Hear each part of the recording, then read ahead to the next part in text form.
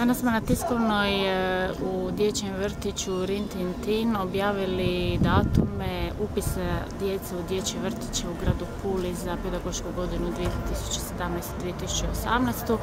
i nešto što smo pokrenuli prošle godine, a to su dani otvorenih vrata dječjih vrtića.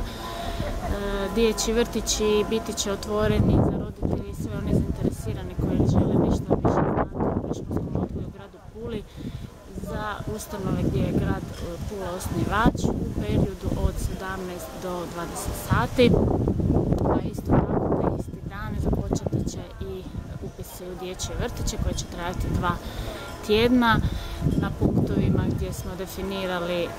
gdje se mogu preuzimati sva potrebna dokumentacija od zahtjeva, od kriterija, od pravilnika.